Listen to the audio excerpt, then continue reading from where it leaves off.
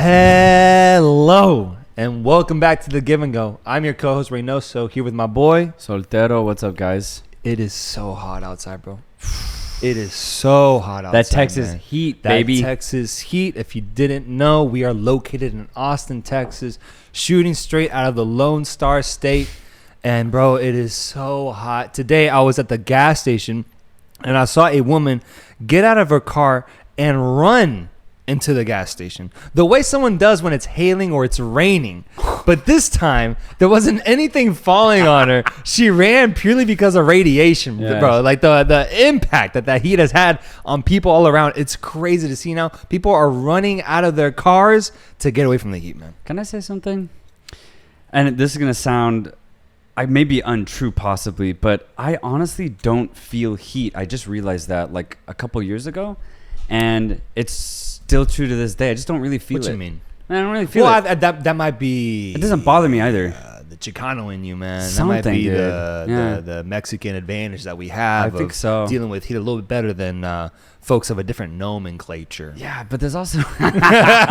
there's also something else to it, man. Like genetically, I'm outside, I'm sweating, but it doesn't bother me. It almost feels a little good at times, dude. I love it, dude. Especially if you're prepared for it. I think if you don't have the right outfit on, that's where the heat can really get you. Yeah, because it can start sticking to your skin and it can get really annoying. But no, man, I'm actually loving this weather. Okay, perfect. I think a team that is under an enormous amount of heat right now is the Mexican national team. Yeah. My beautiful Mexico. That has been nothing but horrendous to me for the past year and to many Mexico fans all around. Yeah. A team that has caused so much turmoil, so much stress, so much sadness, sees themselves get knocked out of the Nations League to their biggest rival for what is now, fourth time in a row, bro, in a major tournament? Yeah, pretty pathetic. The USA dismantled Mexico in that semifinal matchup. Mexico then went on to fire Diego Coca. Jimmy Lozano steps up in his place, and questions, and nothing but questions, surround the current state of this Mexican national team. I'll pose this question to you right now. Is this the lowest period we have ever seen of Mexico? After the game finished, I kind of just sat back and really thought about what I had just witnessed. And I was kind of formulating my opinion, my take, and the conclusion that I came to was kind of shocking to me, just personally, who I have been, the Mexico teams that I've seen through the last 2 decades, and the Mexico team that I just saw on that fateful night against the United States a couple of days ago. And again, the take shocked me, and I was like, whoa, Soltero, slow down here. Am I getting carried away with my emotions here? You scared yourself, bro. Yeah, I scared myself. Because I was like, I'm thinking right now... Careful, man. Because what I'm thinking right now... I'm a little scared to say verbally. Mm-hmm. Then I went online. I was like, let me see what the people think as well. Yeah, gauge your take. Let me gauge my take. Right, exactly. And it was to my relief that I only found people agreeing with me. Because my conclusion was that was the worst Mexico performance I have ever seen. They got absolutely dominated, man. Yunus Musa just dribbling around these Mexican players as if they weren't even top midfielders, man. Cones. There's nothing. Cones. Exactly.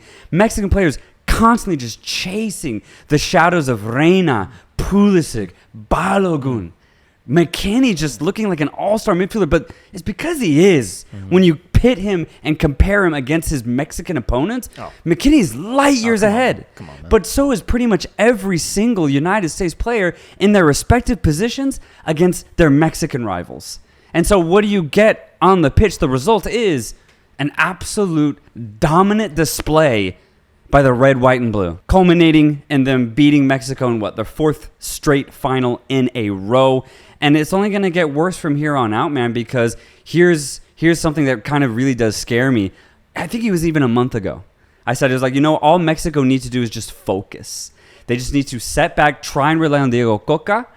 The Mexican Federation understand that this is actually a dire situation. So let's try to change things up. So instead of getting a high-profile coach, they get a guy who was very successful in Liga MX recently. So Coca actually was very happy about that assignment. So I said, okay, I think the Federation understand what needs to happen. But after this display, man, I think the actual problem for Mexico is really simple. And it's probably the worst thing, though. They're just not good. That's it. There's really nothing else to say. You can talk about the finances of Liga MX coming into play. You can talk about the passion. You can talk about players not going overseas. And all of those things are true. They probably all contributed to this final conclusion that I have, which is Mexico's just not good, man. It's that simple. You look at Luis Chavez, Edson Alvarez, and Luis Romo as your starting midfield three. One of the most non-creative, least dynamic midfield I've ever seen for Mexico. Because, even back then when you had Hector Herrera, who wasn't the most offensive-minded midfielder, he was at least somehow involved on both ends. A truly, really good box-to-box midfielder who would get back, do his defensive duties, but he had the class, to send out a really good ball out wide, to find a nice through ball, and honestly, maybe even pop up in the box and get a goal. You don't have any of that with this midfield, man. It's so defensive, but it's not anybody's fault. I was thinking, what could Coca even really do, man? He's not going to make Romo all of a sudden just be a stud offensively. And when you look at a guy like Edson Alvarez, what really gets me about Alvarez, man, is that he doesn't impose himself. He doesn't impose himself out there. When the rest of his team's doing bad, he sits back and does bad just as they do. Instead of trying to be like, all right, guys, if you don't want to play, I'm going to play at least. He doesn't even do that, bro. There's no passion in this team. But I think it actually comes from the lack of talent. Because I think deep down, the Mexican players know that, oh, shit, this US team's way better than us. We're fucked. And they have to resort to just fouling, trying to keep it as tight as they can, maybe getting lucky off of a set piece or something. But the Mexican team right now can't play football against a team that's better than them. And the USA and Canada are much, much better than this Mexican side. So, yeah, for me, the analysis is simple. Mexico's not good anymore. I don't think a coach is realistically going to fix it. This is going to have to, we're going to have to go to the source, man. We're going to go all the way to the source. Maybe even not even call up Edson Alvarez anymore. And I know that sounds crazy. Maybe even think about getting rid of Gallardo. And I know people have been saying that for a long time, but maybe we really got to act on it. Just get rid of players who have been here for a long time, have done their duty, and have played well, maybe in the past, but we just need a completely new team. It's what the USA did when they didn't qualify for 2018. Not a single player from that failing squad other than Christian Pulisic continued on. We need the same thing, man. We may keep 1-2 players max. I'm talking maybe Ochoa and maybe another defender, and that's it. We get rid of everybody else. Chucky Lozano for sure, we need him. But that's it, dude. We need a clean slate here for Mexico. And even then, it might not work because when you look at what else is remaining for Mexico, man, the talent's just not there. It's just not there. So for me, the situation is actually a lot worse than I initially thought it was. But after a game like this, it just became super clear, man. It became super clear. There's so many problems with this Mexican team, but a lot of them, man, I just don't think it's going to be easily fixable over the course of 2 years. But yeah, man, that's what I have to say. What are you feeling? Do you feel anything about Mexico anymore? Or is it just you kind of expect disappointment? Or is it every time you see the national team, it's just hope? Or do you actually believe? What do you feel, man? I'm a Guatemateco, bro. It looks good on you, man. Yeah, I think the jersey looks good on me, bro. Good. I think I'm really excited about this Guatemala team, bro. For the first time, I think, in the past 2, 3, maybe even 4 years, if ever, I find myself 100% agreeing with you when it comes to the Mexican national team. I give up. I fought back during the World Cup. I claimed that it was Tata Martino's doing that limited this Mexican squad, and maybe it was.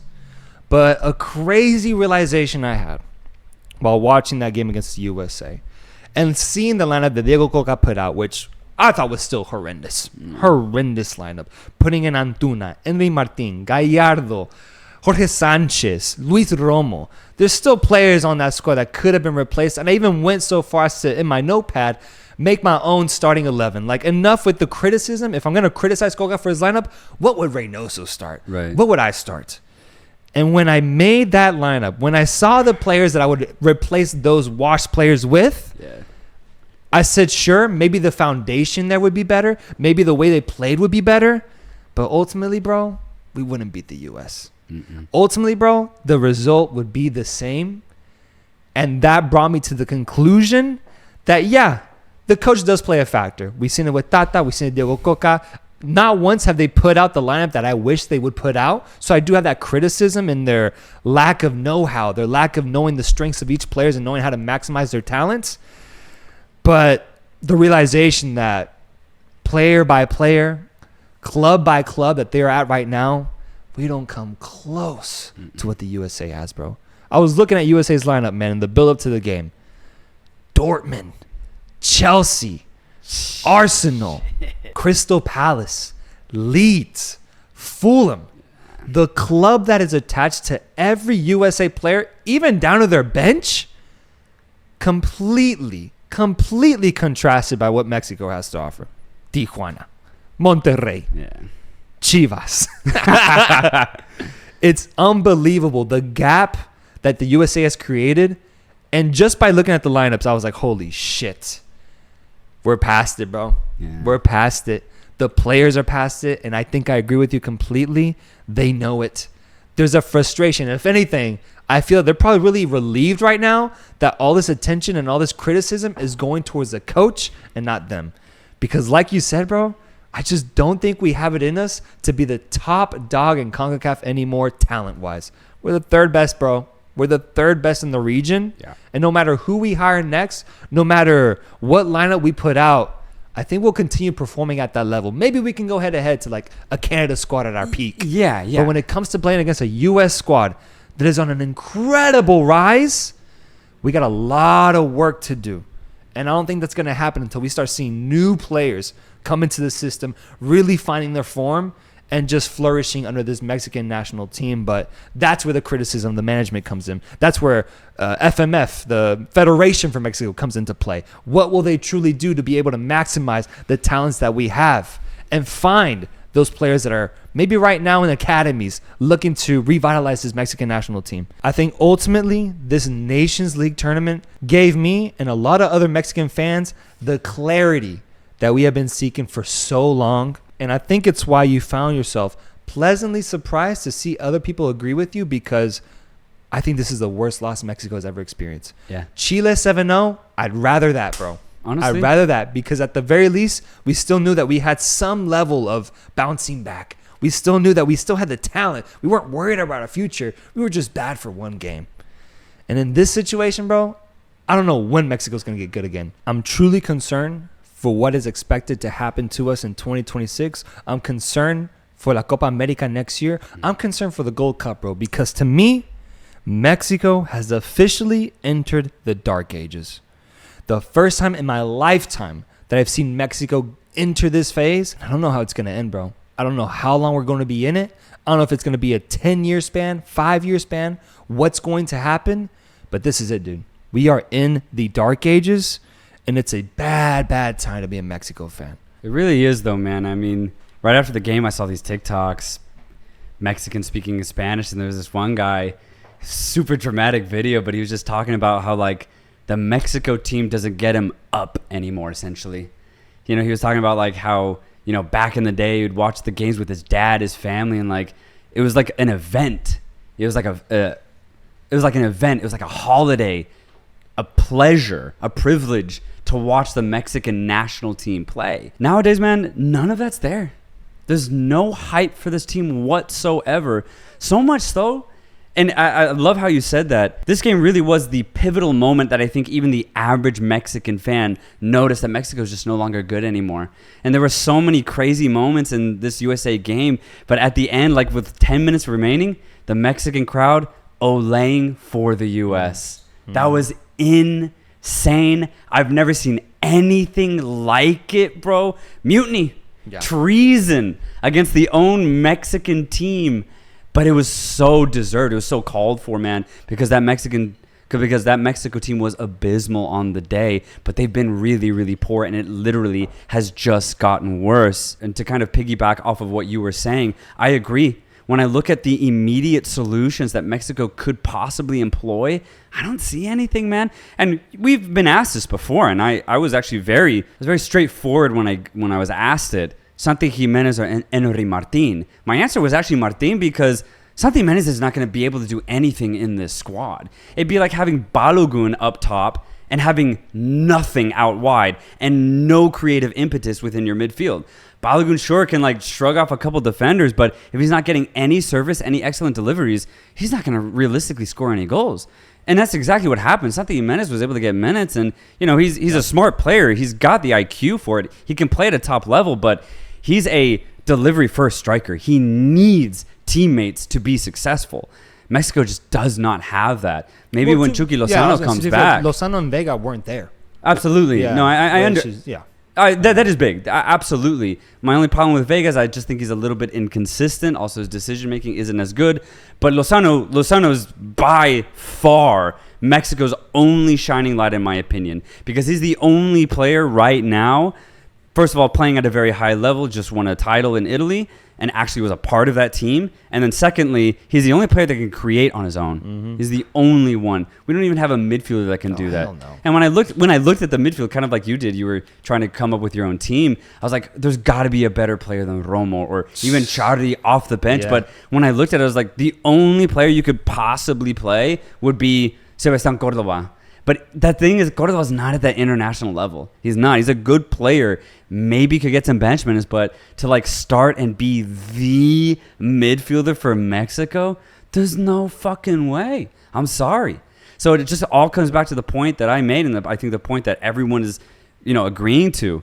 Mexico's just not good enough. No, they're just not good enough. But how about that USA, man? Oh my God, dude. I really do want to do the inverse now because what a display, man.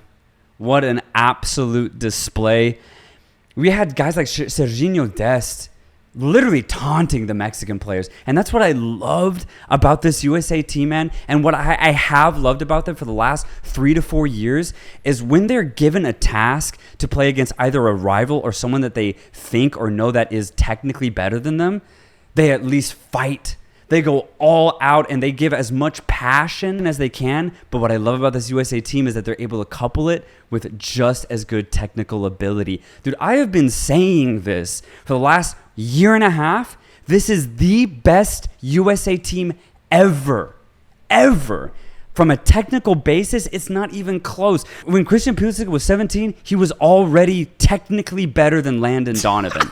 And it's not even a joke. I know. It's not even a joke. And I've been saying this, man, since I first saw him play 4 years ago. But people think I'm crazy, man. Yeah. But that's what I love about it now is I think finally people are recognizing that this this USA team is actually here. And like if you're a South American or European and you actually see USA play, I think you can see a lot of good things, even to the point where you'll just be like, oh shit, this USA team is actually really, really good. Because for the longest time, and even going into 2022, the U.S. men's national team has really never been given any respect, any credit, and I think understandably, man. I mean, prior to like 2022, we've never really had a huge contingent of players that were all playing in Europe at a very high level, but actually deserving to, We've always had European talent, but this is by far, obviously, as you said, the most we've ever had. And each one is, starting at their club. And if they're not starting, then they're at a really high level club, kind of like Dest going either to Milan or Barcelona. But there's just so much to love about this USA team, man. And again, just from every single position, there's so much technical ability. But then another thing that I really liked about this game specifically was the introduction of Richards. I think we may have found a solution to basically Aaron Long, right? And I think he might be the perfect couple to Miles Robinson. Now, the question becomes, do we go with Robinson or Zimmerman, in my opinion? My only problem with Zimmerman is I just think he's a little mistake prone.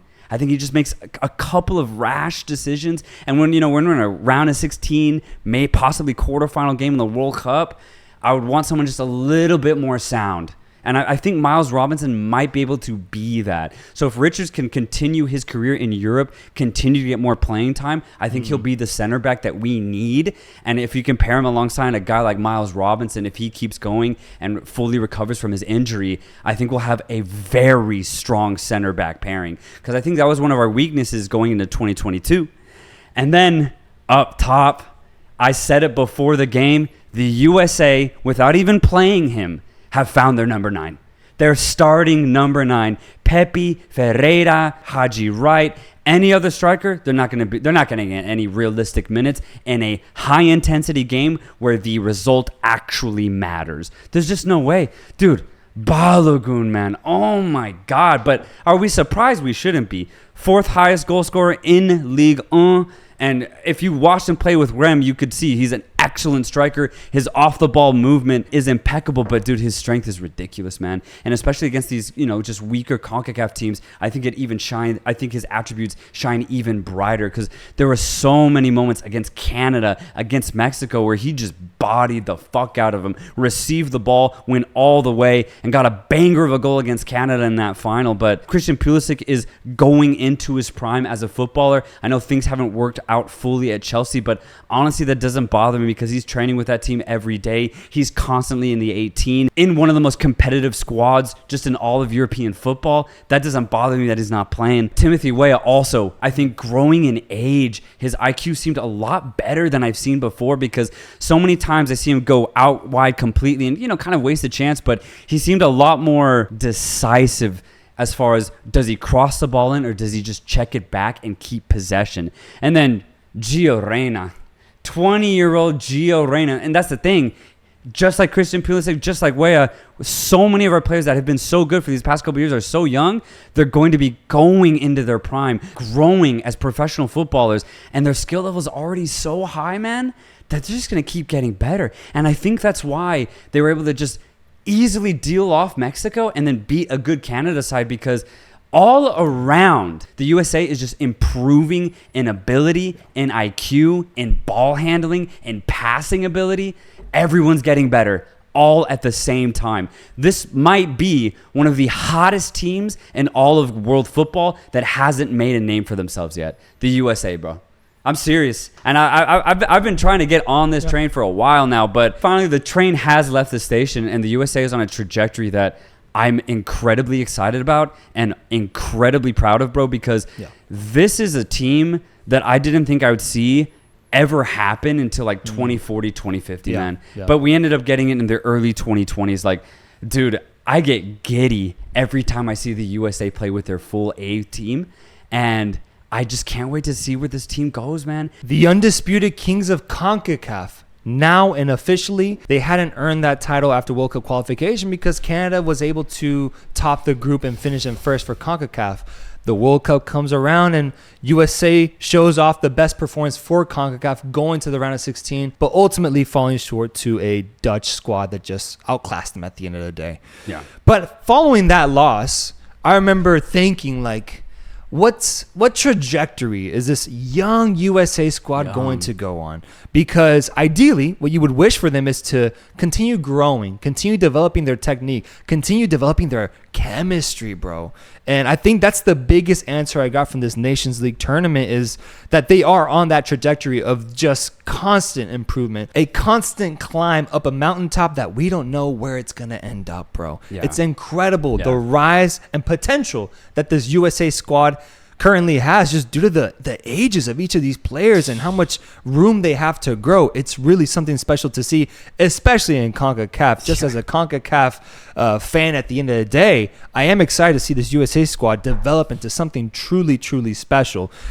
They showed out in the Nations League. They showed out completely. The take that I had after watching USA in both these games, bro, the sauciest U.S. squad we've ever seen. Ever. Sauciest. The best dribblers that I think any CONCACAF squad has ever been able to formulate, bro. Yep. Christian Pulisic spearheading the dribble movement that the USA has, being able to get 2 touches in a place where most people would only get 1 touch in. Drawing fouls like he's prime James Harden, bro. Fuck it. Prime Neymar at some points. An incredible guy when it comes to just getting past players, causing trouble, drawing cards, and being an imposing threat on the offensive side. Paired up with Folarin Balogun, who has an incredible strength on the ball and ability on it as well. Can dribble pretty good too. Yeah. And he's got skills, man. He's got skills. And what used to be a British flair has been applied into the American context. He looks great. Tim Weah, he can get his dribbles on too, man. Weston McKennie, he's good on the ball. Oh, and did I almost forget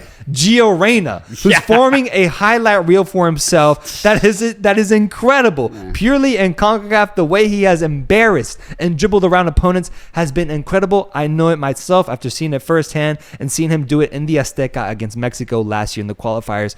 The dribblers, the skill on the ball, the confidence on the ball that Americans have right now is unlike any other. Oh, yeah. They are the kings of CONCACAF, defeating a Mexican squad that is in one of its worst states, defeating a Canadian side that, to be honest, bro, can't figure shit out in that final third. Not the best iteration of this Canadian side that we have seen. And therefore, my take and what I am getting at here is that I'm going to apply the same argument that people applied to Mexico when they were top of CONCACAF for 15 years. This team is very good, bro. Very, very good. But similar to your Argentina take, and I think this is almost a compliment to how good this team has become, I won't know how to properly rate the United States until I see them play against some actual competition, bro. Because they have earned the title of Kings of CONCACAF. That's no longer in question. They're the best team. But let's be honest, bro. This Mexican team is like 2006 USA, bro. One of the worst squads we've seen, man. And Canada, although they can reach really good heights, I worry about their consistency, man. Yeah. And that final really got me concerned as to, will they be able to truly pose a threat to the USA? Maybe on their best day they will. But it's up and down for them, bro. And they got a lot of figuring out to do. So there really, truly isn't any competition, to USA's credit, that can level them in CONCACAF. So let's start looking elsewhere, man. They got to figure a way out to ultimately beat the demon that was able to top them at the 2022 World Cup. Because despite how good they were in CONCACAF, when that round of 16 matchup came against a Dutch side, basically any European side that has good technical ability, that's when I worry about the USA. Because that's when things are going to be level. That's when things are going to be on the same playing field. And will the USA be able to top a side like that to make a big statement on a stage as big as the World Cup or even the Copa America in 2024? I guess all they can do is just continue dominating CONCACAF until next year and they have that tournament waiting for them. But that's going to be my next challenge for the USA. The next obstacle they have to beat in order to convince me that they can do something truly special at the World Cup here in the USA. Because I would hate for them to go on this crazy trajectory and just rise up to the very top and then have a round of 16 exit at the end of the day at the World Cup. Right. The same type of exit that Mexico had for 5 fucking tournaments. Yeah. I want to see this team go to the quarterfinals, bro. I want to see this team fucking impose themselves on European squads. And right now they're on the right track, but I just hope that they can continue building that trajectory towards doing something truly special. I'm with you all the way, bro. I'm already looking towards it. My next goal for this USA squad is to make a deep run in the Copa America. Because I genuinely think that they can. The only teams that are better than them, I think, just on paper, are Brazil, Argentina, and maybe Uruguay. Maybe. Yeah, tough. Those are tough. They're tough. We don't know them yet. We don't know the squads yet. Like you said, They're brand new. Uruguay just won the U20 World Cup. Yeah. But likewise, they beat the USA in the process. Isn't that pretty crazy? Yeah. But yeah, it's tough to know as of right now. But I would agree. I think those 3 get the slight edge right now. I'm gonna give them the edge. But outside of that, honestly, I think the USA are top 4 in the Americas, just like that. Yeah, I really do think so. I think there are good contenders. For example, Ecuador. I think Ecuador could give the USA a run for their money for sure, or vice versa. And even then, maybe Colombia if they can gather a really good squad. But I would put them all in the same category, right underneath Argentina, Brazil, and Uruguay. So I rate this USA squad very, very highly, but I agree. I need to see them play against a lot better competition because right now CONCACAF simply is just too easy. It's like a curse sometimes. It's just too easy. When you're too good for CONCACAF. As a Mexican, I know this, man. You need to play better competition, and it ends up hurting you in the end. It ends up giving you 5 straight tournaments of getting on the round of 16 because you just aren't prepared for that level of competition. Yeah. But luckily, I think the USA has a better situation these next couple of years than Mexico ever had, bro. A Copa America with South American teams in their homeland, bro. With their A teams. Everyone's playing their A teams because, Mexico have played in Copa Americas in the past, but they always sent their Olympic team, So it was always more of just like let's just see how our youth does against top tier South American sides. But exactly, man, on the road to a World Cup here in the States, we have a fully competitive Copa America as a dress rehearsal. Dude, that's perfect. Yeah. It is a perfect way to prepare. So I'm incredibly excited, dude. I'm waiting for next summer, man. Yeah. I'm ready for next summer, bro. Let's fast forward because I want to see the USA in a really high stress situation to see how they cope. Because realistically, man, this A-team squad of the USA, there's just nobody that can beat them in CONCACAF. I guess my question to you now is Greg Berhalter the right guy to continue building this USA squad? I think in style, yes. Because he implemented this style of let's just go all out offensive, and defensively we're just going to have a solid back four, but we're still going to have flair fullbacks with Robinson and Dest. He brought Dest into this USA system. He was a big advocate for him. So for that reason, I can easily see him being a big advocate for Balogun, for example. Like, I think I can trust him to not just randomly start Pepe against Colombia or Chile, he's just going to start Balogun. But my biggest problem with Berhalter was my take immediately after the World Cup. Some of his bench decisions really get me, man. Whether it's bringing them on at the wrong time or bringing on, in my opinion, the wrong midfielder, I think that actually does play a part as to how the USA can perform. Because if you need a guy to go out really wide, Berhalter does the exact opposite. He'll bring in just a ball handle midfielder who's not as offensive, or vice versa. If we need to go defensive, he'll put on Brendan Aronson. Oh, bro, remember it doesn't make any sense. During the World Cup, he brought on Shaq Moore, bro. And after what I just saw Joe Scally do, bro. Oh, dude, Scally's phenomenal. What the hell happened there, man? Yeah. The kid's class. He's class, man. He's class. That's true though. I think Scally just had a big trajectory though personally this year. Yeah. Maybe we'll get to see more of Scally just because he himself has been working on his own game. But again, and then the Reyna situation was weird. Was Reyna really injured? Because if he was, then I could see why you wouldn't want to really play him, right? But what if he was pretty much healthy? Well, then why wouldn't you play him? It gets weird if I don't know all of the facts. But just in general, I think Berhalter makes some interesting decisions. But the style of football he plays, I completely back. I think the style is very heavily reliant, especially what we've seen right now, on Gio Reyna, man. Yeah. Gio Reyna was impeccable these past 2 games. Gio Reyna is the puppeteer, the man that's pulling the strings, bro, and formulating some incredible offensive plays for the USA. And I remember watching the game with you and just being like, bro, he's the key, bro. Yeah. He's the key. If USA wants any chance at upsetting an Argentina, upsetting a Brazil, playing well against Uruguay, they need a healthy Gio Reyna, in my opinion, bro. And it just sucks that so much of that success is reliant on one of the most injury-prone players in the fucking world, man. Gio fucking Reyna doing his signature move, getting injured mid-game after giving off 2 beautiful assists in the final, can barely walk off the pitch at the end after 90 minutes, man. Yeah.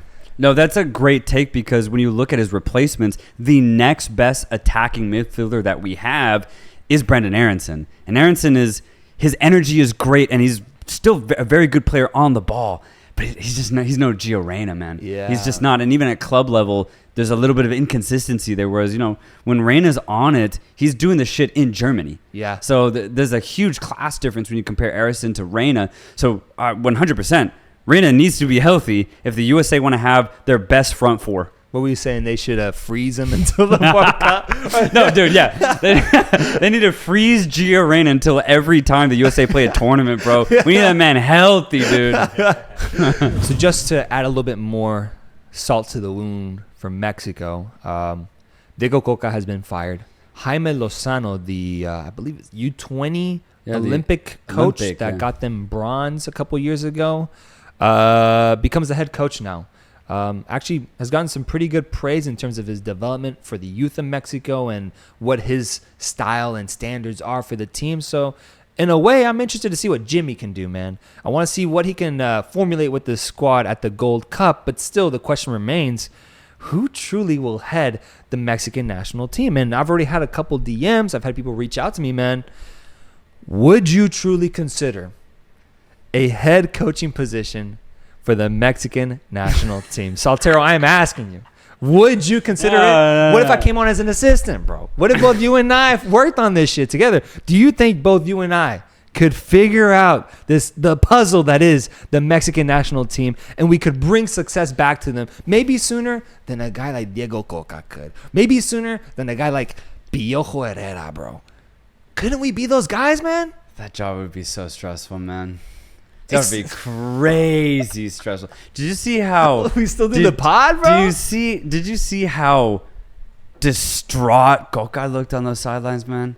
He was just like, you could see that he knew his job was on the line. That's insane. Like, it was written on his face. Yeah, man. And the fact that he got fired immediately after the CONCACAF Nations League, I was like, makes sense. It doesn't really surprise me considering how bad Mexico played. But as far as like Jimmy doing something good for this Mexican national team, I think it's the best interim manager appointment you could make if you're the Mexican Federation. Get a guy who literally played with the youth of the national team, right? He's not used to having star players to rely on to get him a result. He actually has to focus on tactics, focus on a player's ability and their positioning out on the pitch. So he actually might be able to do something pretty decent. I mean, we saw at how well both interim managers for the USA did, both being in their youth systems. And BJ Callahan won him a fucking title. He's got a medal at the end of the day, and he's not even going to get the job afterwards. But I think that just shows you how good maybe a youth coach can be. So just from a tactical perspective, I think Lozano is going to do the best that he can do with his Mexican side. They have a decent chance to do something at the Gold Cup, but even then, I think the firing of Coca actually detracts the weight of the Gold Cup performance for Mexico this summer, because you literally can just blame it on, we just fired our coach. And I actually think it's the right move, because if you would have waited till after the Gold Cup, then you fire Coca after what could have been a really bad Gold Cup display, dude, the media and the words that would have been fired at Coca and the Mexican Federation a month of playing terrible football, it'd be so much, man. So immediately firing Coca, putting in Lozano, I actually think is the right move for Mexico. Yeah, I've had a take kind of stirring for a while. I believe the Mexican national team head coaching position is the most polarizing head coaching position in all of sports in North America. Think about it, bro. I saw a video of Diego Coca landing after his flight, post-firing, walking through the airport, bro.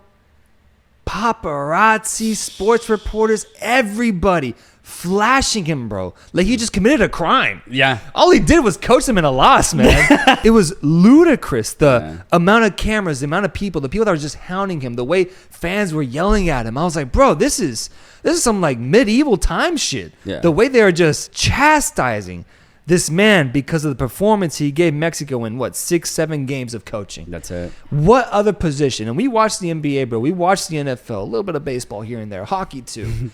I don't think I've ever seen a coach receive this type of treatment at his most controversial state, whether it's through firing or something crazy he did, a scandal, whatever it might be. Yeah. Dude, the Mexican national head coaching position has to be the most polarizing and low-key toughest position out there when it comes to just the toxicity of the media and how it can play a factor into your ability to coach, and you personally too, man. And so to go off that, I like the interim situation. I did too. I like Jimmy. I like giving him a shot. I like him having a chance to prove himself right in this Gold Cup tournament, where it seems like if he can figure out a decent form for Mexico, he could go far in it. He could take this team to a semifinal, maybe a final, and see himself lift the trophy, and thus gain back some of that trust, gain back some of that enthusiasm that Mexicans have been yearning to give to the Mexican national team. The timing of it was low-key really surprising because I wish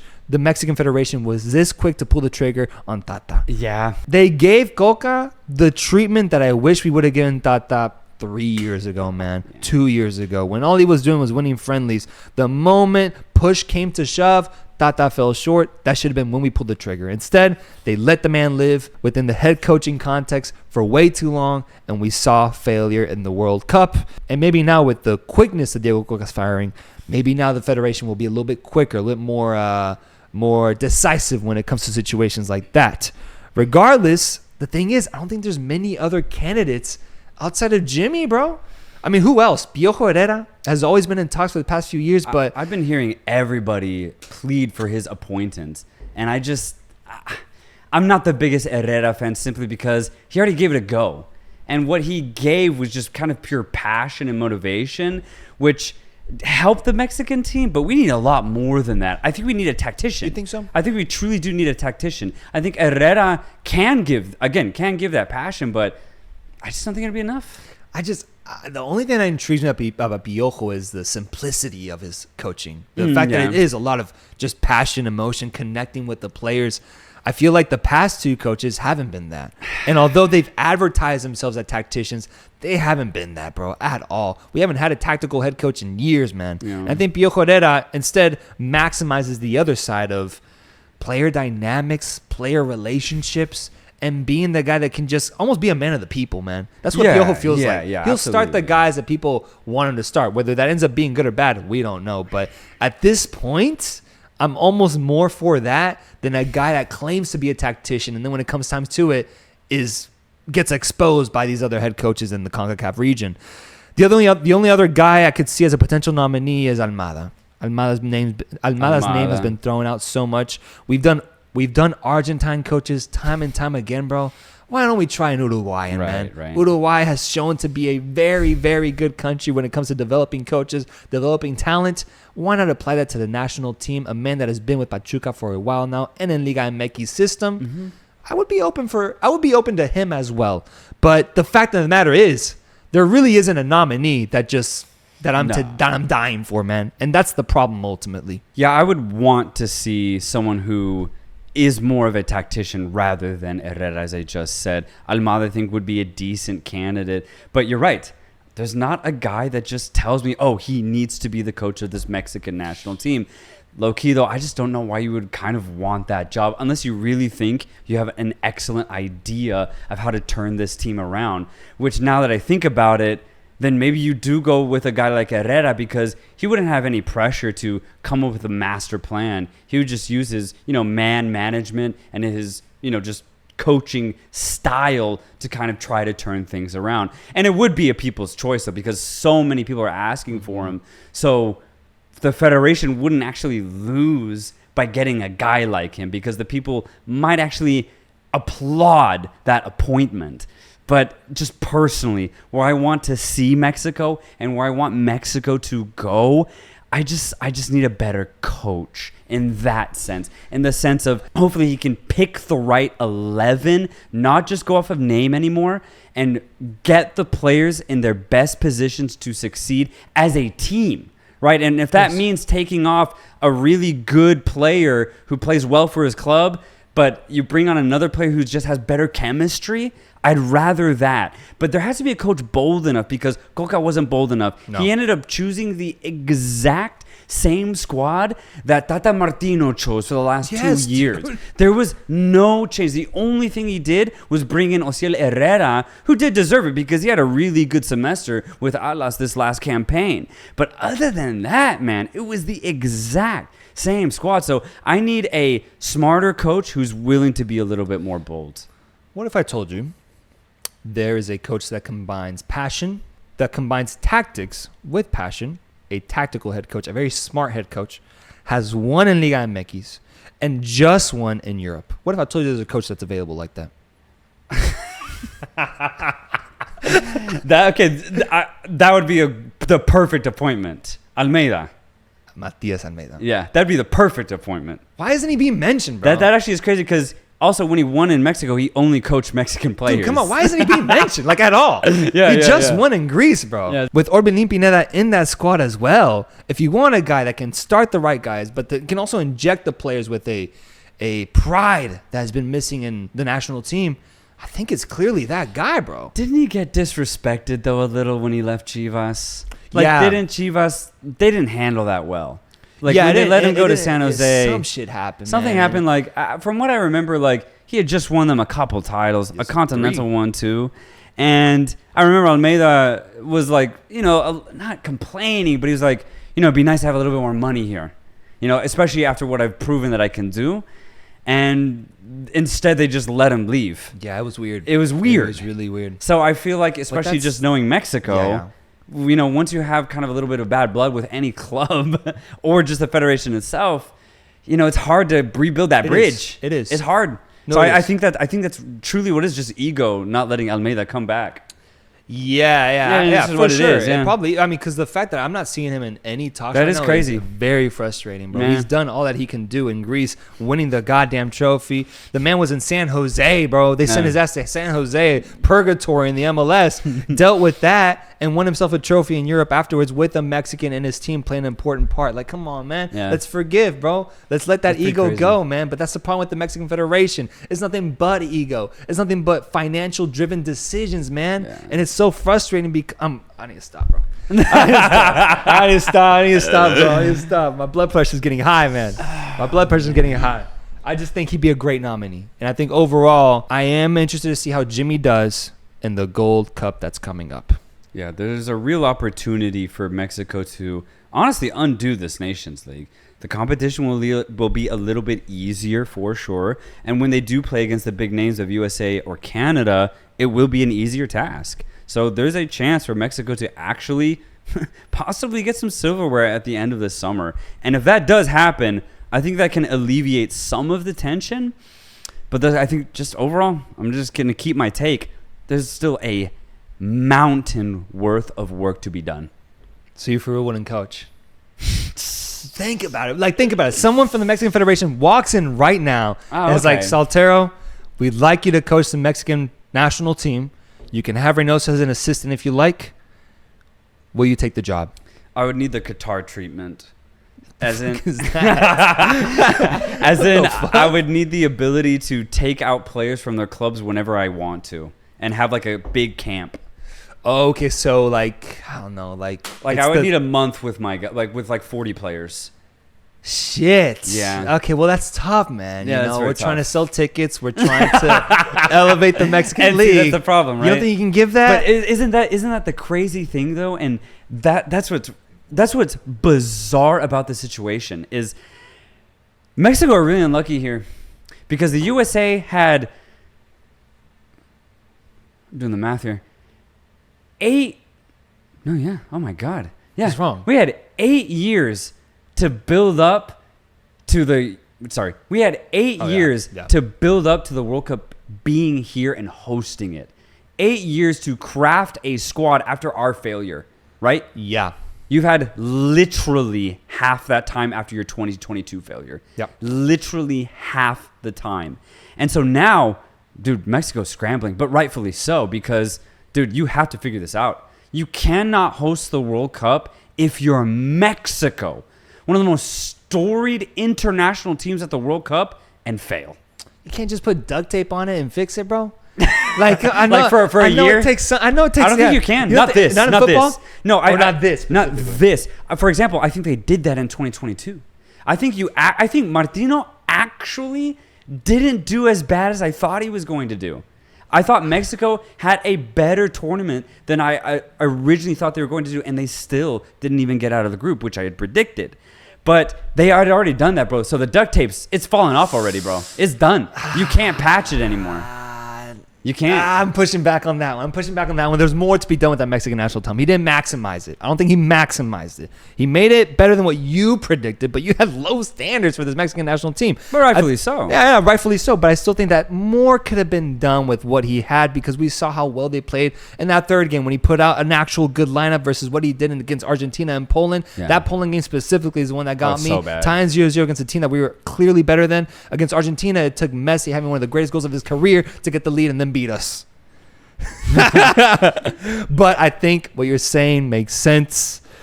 Dude, you can't quickly fix this. Bro, you can't quickly fix it. But think of the weight, bro, that Mexico have. Not just the federation to make the right decisions. Bro, if you're a player right now, I'd be so nervous to play.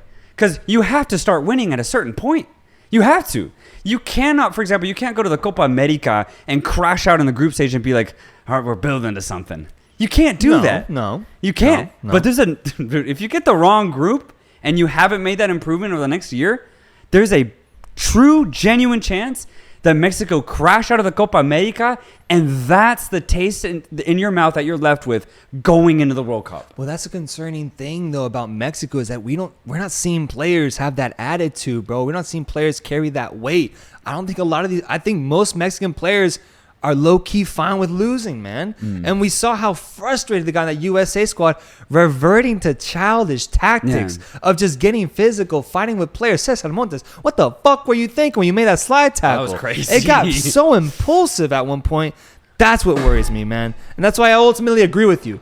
You can't duct tape this shit, bro. There's a deeply rooted problem with the Mexican team, both tactically and emotionally. And maybe a guy like Soltero at the helm can fix that, bro, with Reynoso as an assistant, man. That'd be crazy, dude. Let's put it on Let a me resume, deal with the emotions. You deal with the clipboard, bro. Oh, okay. Okay, so Yeah. you talk to the players, Let me I talk to him, you. bro. Let me talk. Yeah, that'd be nice. Let me actually. talk. Kevin De Bruyne. But you're not scared? Or you think time is going to be your savior here? Oh, you think I should be a little bit more worried for Right. 2026, and I'm not expressing that so far. I'm worried, dude. I'm worried that a team that I want Mexico to succeed here because of the history that the Azteca has and all the stories I've heard, Maradona, Pelé, and 1970s, 1980s. Now it's our time. It's our time in 2026, and this might be the team we get. That worries me. You're not worried? It's just a missed opportunity, bro. We'll get him in 2072. Yeah, bro. We'll get him in 2054 when it comes back to North America, man. Okay. It just ain't the time. It's not the time. No, We got look, the time I think a lot of that hope and optimism was rooted in the 2022 World Cup team. I think that's why people were so adamant and so critical of Tata because, in a way, maybe they didn't know it. They felt that we needed to figure things out this time around. 2022, it's time for us to make the jump. Our expectation was getting to the fifth game. Bro. Yeah. And once again, we were unable to do that getting on the group stage. And so now we're almost like, now that the dust has settled, we're all just depressed right now, man. We're all stressed. We're all frustrated. And I don't know. I just think with the current state of the team, it's pretty obvious.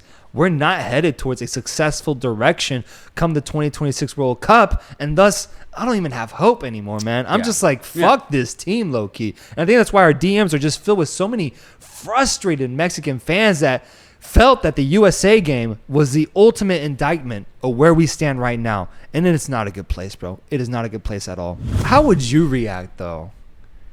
2026 World Cup. And let's just assume the group stage goes straight into the round of 16. I know that there'll be more teams. Maybe there's a round of 32. Possibly, right? But let's just stick to the old format for now. Sure. Let's say the USA gets out in second in their group. Mm-hmm. Round of 16 appearance, they get a tough opponent. Mm-hmm. Mexico, drawn into an easy group, either tops it, comes out in second, loses in the round of 16 as well.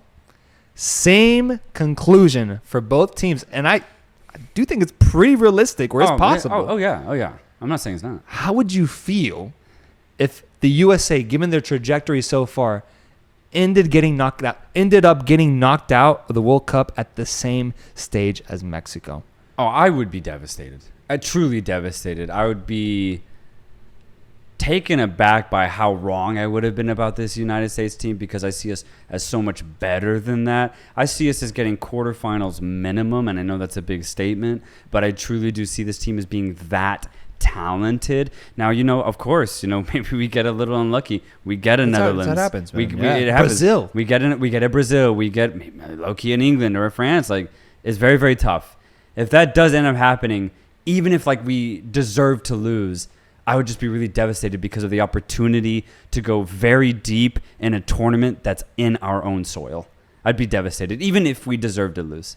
So, yeah, that would suck, regardless of what Mexico do. Like, if Mexico were even to go a step further, I wouldn't even consider the comparison. Oh, I would just be so upset that the USA weren't able to do more, given that they're the majority host, and add to the fact that they have the best team that they've ever had.